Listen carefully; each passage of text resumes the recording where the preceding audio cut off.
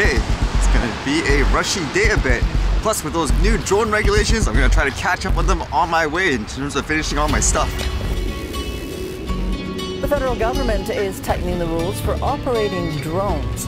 Transport Minister Marc Garneau unveiled the new regulations in Montreal this morning. But we have Transport Canada inspectors, but we realize we can't cover the entire country just with Transport Canada inspectors. So we're working with the RCMP, and we will be approaching other police services across the country so that they understand that there are new rules with, in fact, fines and possibly imprisonment depending on what laws are broken. Drone pilots are now going to be a lot more accountable. They're going to be trained and also traceable. They're going to have to get a certificate and register their drone. And this is going to apply to almost everyone who flies a drone as of this summer.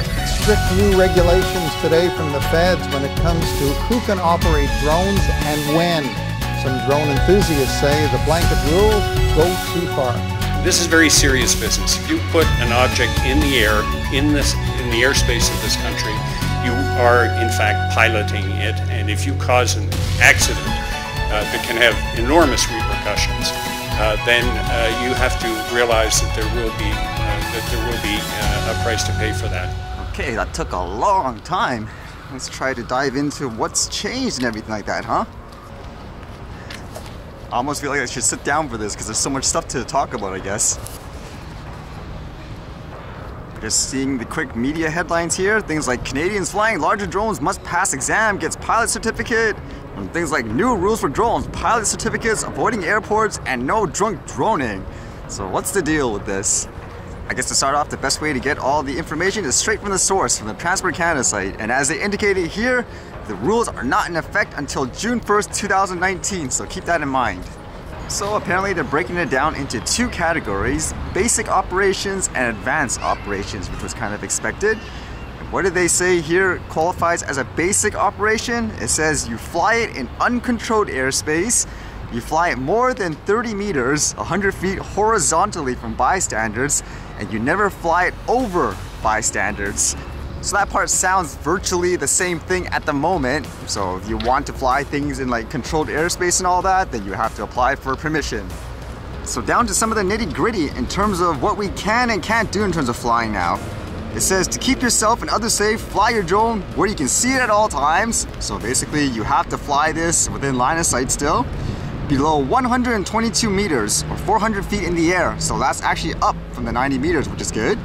Away from bystanders at a minimum distance of 30 meters for basic operation. So that's a little bit contradicting in the other one. It says basically like don't fly above crowds and stuff, but they did say in the meeting before, like if you're flying over a certain height, then that's okay, like in some situations. So this makes you wonder, is it 30 meters only horizontally or could it be vertically too? And it says avoid forest fires, outdoor concerts, and parades. For that though, they say away from emergency operations, which I would imagine things like, for example, emergency workers, police, and so forth. But then it says, and advertised events. What if the advertised event was a drone gathering? You have to stay away from there too. Away from airports and heliports. 5.6 kilometers from airports, 1.9 kilometers from heliports. So virtually the same thing that we have now. And then it says far away from other aircraft. Don't fly anywhere near airplanes, helicopters, and other drones. So does that mean if two people are flying their drones in an open field for fun and so forth, that's technically illegal, for example? That's not quite clear. It's a little silly if it is too, if people want to do drone-on-drone captures as well. Okay, wacky weather. It stopped raining for a bit. It says there will be penalties, including fines or jail time if you break the rules. So they list all the fees and stuff, up to $3,000 for example for putting aircraft and people at risk, up to $15,000 if you're a corporation. And one of the important details here, do you need to buy insurance? It says public liability insurance. We recommend buying public liability insurance for your drone. However, it is not required. Note that most standard home insurance policies do not cover the use of drones. That's a good thing. You shouldn't have this implemented until there's actually a system for people to get insurance for this stuff at a reasonable rate and all. So the rules in general sound almost the same thing as what it is currently, minus things like the tests and stuff that I'll dive a little bit into. And it's more about defining, how do you define things like a bystander? Like it says, bystander refers to anyone that is not directly associated with operating the drone. Among others, this excludes the pilot and crew. Because this is something that was discussed back at that Transport Canada meeting, like with the flyers and all that, giving their opinions. There was a person that worked on film sets and they're wondering, okay, what counts as operation of the drone? Like the crew member, like people just watching, they're like, yeah, you know, they're part of the operation. The talent, like the actors, yeah, they're part of the operation. So ultimately it comes down to, if people are okay with it, then it should be okay too. I mean, it has happened before. Someone was so anti-drone, they pretend they're distraught and all that because of a drone. So what happens if they all of a sudden like walk within the 30 meters and all that? Are you gonna be okay? Should they be the one punished? Like nothing like that's basically discussed about this. It's a topic too of when is it other people's responsibility to say stay away from the drone? Kind of like that other story before, the jet flying so low in the US, so close to the drone.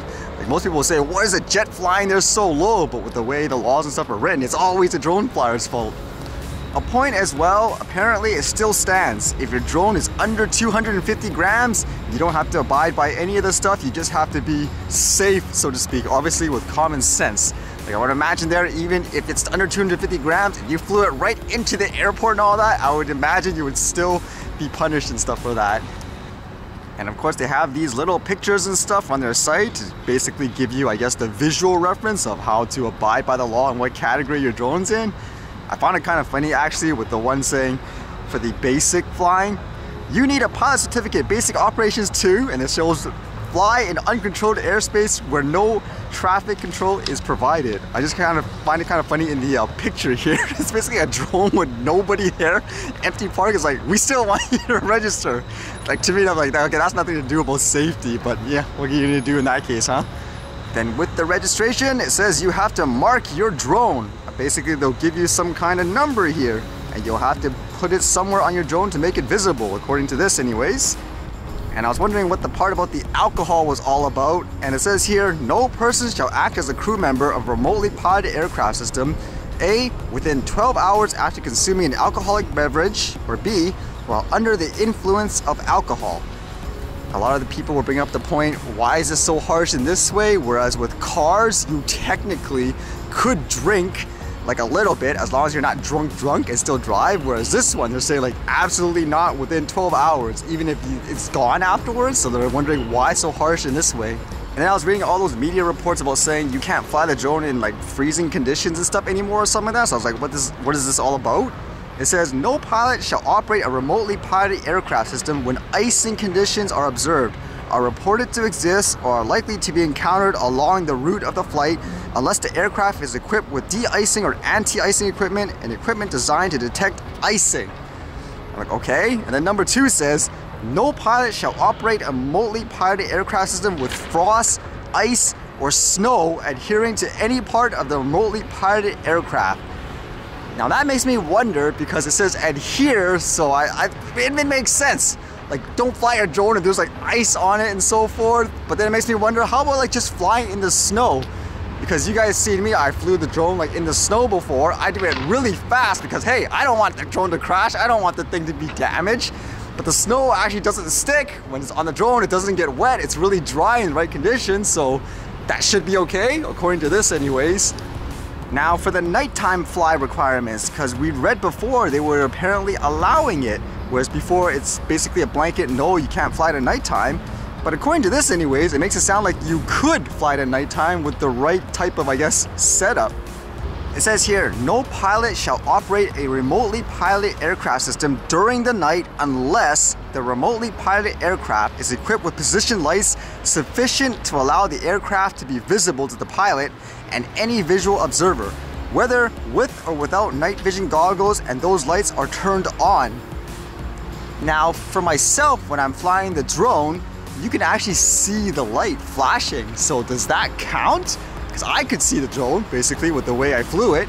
Because usually with the way I fly, I just go like straight up, for example. You get a quick pan, you come back down. I can see the drone clearly with the flashing lights. So that should be okay, technically, according to this, as long as you can see it. And for things like the test registration, how much does it cost? So it basically lists here, it says a small remotely piloted aircraft registration, it'll cost $5 according to this. It says to take the examination for a pilot certificate, it's about $10. For things like the retaking of an examination for a flight reviewer or taking it for the first time is $50. $25 to get the issuance of a pilot certificate. And this is kind of weird, it says endorsement of a pilot certificate. It says that is $125. So overall, it sounds almost the same thing, except you're forced to register now, obviously to pay money for that stuff. It's good that they don't have things like the insurance. You can fly higher, technically. They say about 122 meters, which is good. And again, with things like the nighttime, it says as long as you can see it adequately with the right lights, and that should be okay too for flying things like the nighttime, they say. Things like you have to be, quote, part of the operation and all that, that's still a little iffy just by the sounds of it. I mean, for the most part too, from my experience, most people are okay with it, except for the people that are, for some reason, they feel like they're entitled to the entire space all by themselves for some odd reason. And that brings us to things like the public reaction. What are people expecting? I would imagine, just like usual before, you'd have people saying, hey, this is fantastic, it makes sense in every way, where you have people saying it's killing a hobby, like it's too overboard in many ways. A lot of the same old too, like this guy says, if anyone flies a drone over open country that is privately owned, I would not blame it for using it as a shotgun target practice. Yeah, okay, that's the general mentality for a lot of people. In my opinion, there should be laws to protect the drone flyers too, from crazy people like that, in my opinion. For example, I'm sure people just randomly shoot at cars if they see it, right? Even if they pass by your private property, I'm sure you just shoot cars just out in the open too. Like for things with space and privacy, like this guy says he understands the use, like things like drones for entertainment and all that. But he says here, if I hear one during an expensive vacation, it's coming down. Sorry, but the pursuit of the perfect photograph does not mean my space can be invaded. And someone basically replied, what is your space? I mean, that's a point in general, like in an open public space. I mean, here, it's an open space, there's a bunch of kids yelling everywhere, so do I now need laws where kids have to be banned from parks because, hey, I was filming the boats and the birds over there, that's it, they should be banned. I mean, it's a public space. If you want to have everything like just for yourself, then buy the whole country, the land, for example, but to my understanding, it's for everybody. Everyone pays the same taxes and everything like that, so everyone should get along and learn how to share. Man, are we all still kids where people can't even share basic stuff like that, like the space? If you're not using it, then this person can be there, vice versa. Or at worst, like the vacation, like if it was noisy, the guy could ask, oh, can I do this just for like 5 minutes? Sure. I mean, what's it to you? So enjoy your vacation, they enjoy theirs.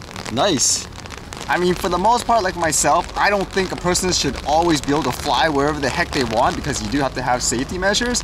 But I do think in many ways when you come up with stuff like this too, or people criticizing the laws and all that, you have to come from a perspective as well for someone that actually flies it, like have actual real hands-on experience. Because this is kind of interesting. One person here wrote, it says, here we should trust Mr. Garneau's judgment, who knows more than anyone else about flying hazards, and here, more specifically, air-to-air collisions. Having been a Navy pilot for many years before becoming an astronaut, whereas most ministers of transport that we have so far have been pencil pushers. That's okay on paper, but realistically, if the guy never flew a drone in his life, for example, as an everyday Canadian to see what it's like, how people use it in a modern day way, then he could be just as out of touch, and in many ways it sounds like he is. I mean, don't get me started with that fake news thing last time that he retweeted again. Or my example would be, just because you were the championship Pong player in video games way back then doesn't necessarily mean you're the expert in online gameplay with things like Fortnite. I mean, it's the same thing. Or I'm inclined to use that hilarious example again of the skiers versus the snowboarders. Everyone want to see that again? The one where all of the skiers were saying, oh my god, snowboards are way more dangerous, like get them off the slope and everything like that. Same thing, just because you're an expert skier doesn't necessarily make you an expert at snowboarding and all that. You want to know? Because they're missiles. They cause nothing but problems, those things do. It's like snow surfing, an idea that originated in, where else? California. And they're dangerous because if one of these skateboards or ski boards, whatever they're called, hit a person, they'd break their leg because they're just like a missile. And most of them have no brakes on them. I think the major problem with the snowboards is that they run into people. You know, they can't see behind them, and when you get skiers and snowboarders together on a run, you're looking for trouble. They don't see our point, they only see their own point, and it's sort of a tunnel vision of a sort. Do you see any compromise in the future at all? No. Unless I missed it too, on all the rules, there's now no distinction between a recreational drone flyer and a commercial drone flyer. So theoretically, that should mean you could do, like, say, work with your drone now, as long as you abide by all that stuff. So if you were like in the middle of the nowhere and all that, you took footage and you want to sell it, then technically that should be okay now with the way this is written. I wonder if that makes a lot of commercial guys really angry and so forth, or if people would embrace it.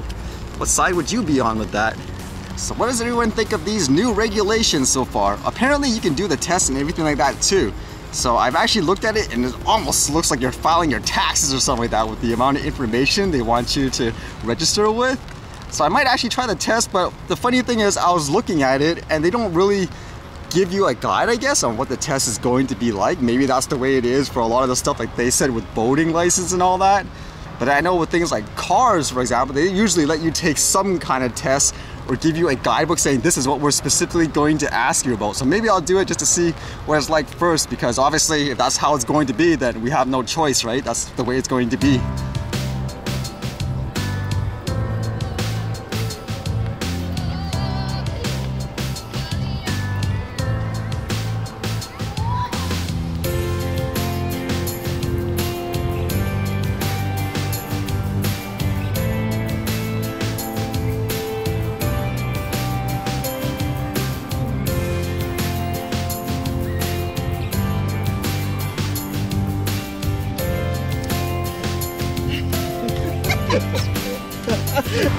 I guess my current thoughts are, overall, the rules actually sound really similar in many ways to what we currently have. But it's mostly to do about things like how hard is the test, is it ridiculous? Because with that general argument of, hey, it's the airspace, everyone in the airspace should have to abide by the exact same rules, you need the exact same knowledge, that's not the case like when you think of other things in life. Example, look at this. Bunch of cars in the road here, right? I'm technically going to share the road with the cars as I cross the street. If all I did was walk in my life and all that, do I need to know how a car runs? Do I need to understand everything about engines, about their turn signals and all that? No. All I need to know is about things like traffic lights, when to cross, when I have a right of way, when they do. If anything, for things like cars and mechanics and all that, it's more for my personal knowledge as opposed to it being mandatory. Then would you say, for example, a person that rides a tricycle needs to abide by a driver's license? They need to be licensed that way? No. So people need to think about that too before they automatically say, hey, it's the airspace. Yeah, for sure, you need to do all this stuff and understand that as well. I mean, that goes back to the point too of just blindly trusting someone because he was like, say, quote, an astronaut. I mean, you might have knowledge, but it's not the same thing. A drone is not an airplane, especially with how most people fly it. I can see if you're flying something, let's say, big or whatever, and you're specifically following an aircraft in their exact same, for example, height and everything like that, then yeah, realistically, you better understand all of the signals and all that. That would be like saying a motorcycle guy and a car driver in the same road, you better understand all the same rules like that. But not in cases where people are kind of like in completely different sides of the fence in terms of where they're operating their stuff, so to speak. Like, it helps if you actually fly it yourself or get out to experience it, because many times it doesn't make sense in reality. Like, say, flying up 120 meters, okay, that's fine, makes sense. Don't want to go higher than something to hit a plane and all that, like what they would say. But let's say you're hiking in a mountain right now. You can't technically fly that drone, let's say, from down here up 200 meters, because that's illegal. You're going 120. I could technically walk up there, fly the drone down, and then rise it back up. That would be perfectly legal. So why couldn't you just do it before in that sense? So that's an example on how you need practical experience and how it's actually like before just saying, hey, that sounds awesome on paper. I mean, ultimately, it should be about coming up with a balance that's fair, reasonable, about safety, and at the same time doesn't hinder the people who actually use it safely and responsibly. which is the majority of the people. You can argue things like, for example, people fly into airports, which a lot of those reports, they don't even show any videos or anything like that. It seems non-conclusive. I could say the same thing about cars. People use it to hurt people. Remember that story last year in Toronto where the guy basically ran people over the vehicle? I don't see basically laws saying that's it. Cars are permanently banned until they figure out how to stop people from hitting others with a car. There's just so many people who use the tech in a different way, and hopefully people open up their minds to that as opposed to just saying, hey, it works for their situation, then you know, it makes sense. You gotta factor in everybody, just like everything else.